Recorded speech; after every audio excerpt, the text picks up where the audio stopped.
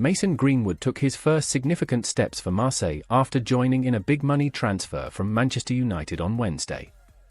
Greenwood signed for OM in a €26 million deal on the 18th of July, and his actions on the south coast of France are sure to attract attention after the personal controversy that dogged his latter time at Old Trafford. The 22-year-old was ultimately found unfit to continue his career with Man United after being charged with attempted rape, controlling and coercive behavior, and assault occasioning actual bodily harm in 2022.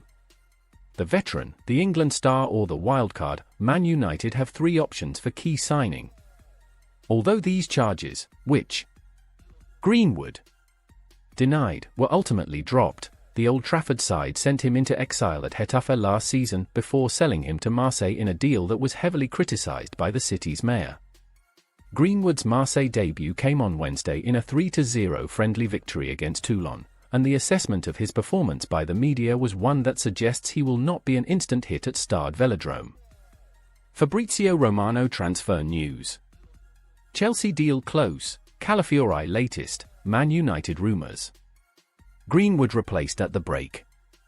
The once-capped England star was withdrawn at half-time in the match, with his replacement, youth team player Kylian Abdullah, grabbing OM's third in the game. L'Équipe, however, did excuse the ex-Man United star's debut on his lack of conditioning.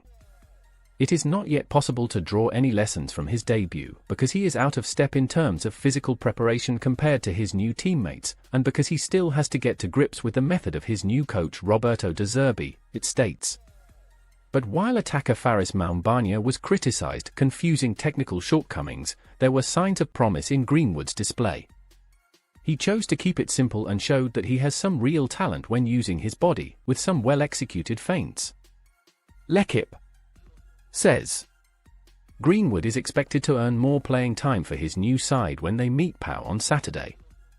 There is also the prospect of him being joined by a familiar face at OM, with Arsenal striker Edin Nketiah increasingly linked with a move to the League One outfit. Manchester United are reportedly not going to listen to Paris Saint-Germain approaches for Marcus Rashford and Bruno Fernandes, as Eric Ten Hag knows they would devastate the attacking areas of his side.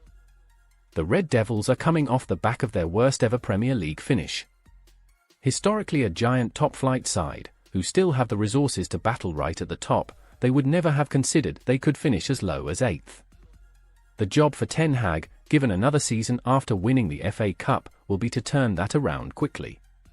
Attempts to ensure another poor season doesn't happen are clear in the signings of promising youngsters Lainery Euro and Joshua Zirkzee. United are also on the lookout for a midfield addition, following the signings up top and in defence. And while there's a good chance they do secure somebody for the middle of the park, the Red Devils will also have to worry about keeping their own stars at the club.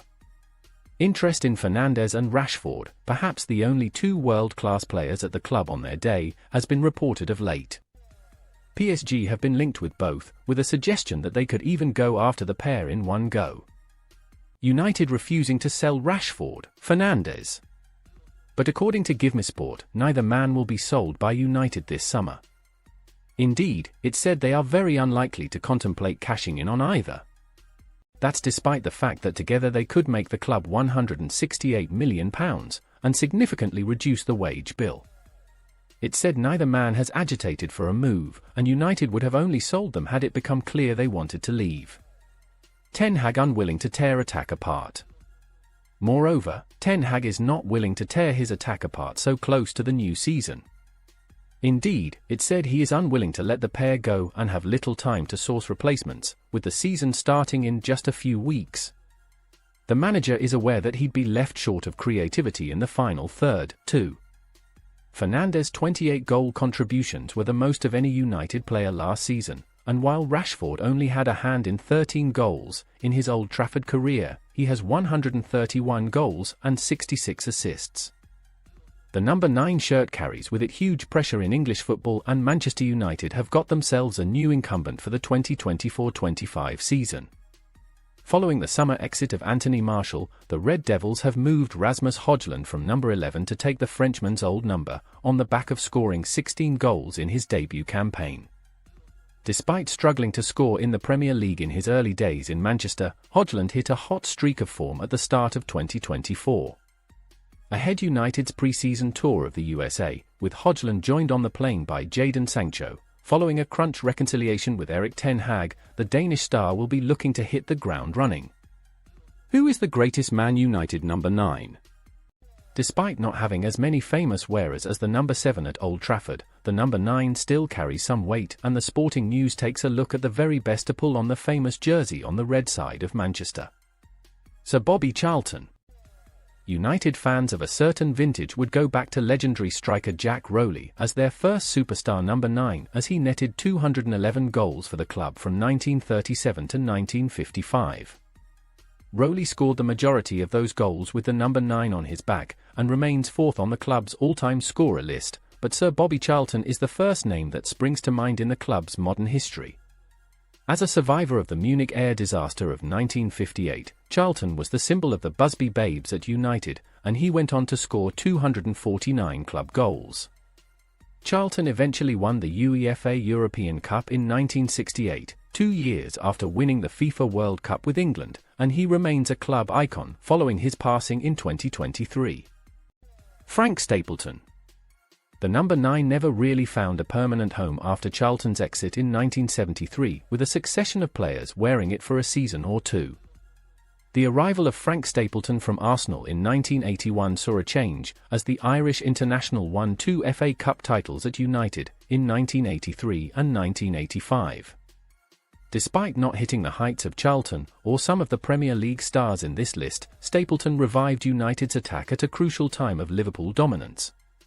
Scotland star Brian McClair smashed in 24 league goals in his debut season at United, after immediately taking over the number 9 shirt at the start of the 1987-88 campaign. United finished second to Liverpool in the final rankings, but McClair remained as a firm favourite of Sir Alex Ferguson into the Premier League era. Despite seeing his role reduced from 1993 onwards, he left United in 1998 with 4 Premier League titles and 127 goals scored. Andrew Cole. Andrew Cole set a British transfer record in 1995 as he swapped Newcastle United for Manchester United in a deal that shocked the Premier League. Cole's sensational goal numbers on Tyneside persuaded Ferguson to make the move, and the striker more than proved his worth at Old Trafford. His goals and memorable partnership with Dwight Yorke are remembered fondly by United fans, and he scored some crucial goals over the years, as part of 5 Premier League trophy lifts. He also bagged 24 goals in all competitions in 1998-99 as United set a historic benchmark by winning the Premier League, FA Cup and UEFA Champions League treble. Dimitar Berbatov. Dimitar Berbatov took over the number 9 shirt on his arrival from Tottenham in 2008 and kept it for his 4 seasons in Manchester. The Bulgarian wowed Old Trafford with his mix of nonchalant brilliance and gravity-defying ball control, with 48 Premier League goals scored and 2 titles won. His 20 league goals in 2010-11 also saw him clinch the Premier League Golden Boot as the first United player to win it since Cristiano Ronaldo in 2008. Manchester United will press ahead with controversial plans to cut 250 jobs as part of the major overhaul being conducted by Sir Jim Ratcliffe and Ineos. On Tuesday, the 23rd of July, hundreds of staff members were informed that they are at risk of redundancy, with the club's new ownership looking to cut around 25% of the current workforce, which currently stands at over 1,100 staff.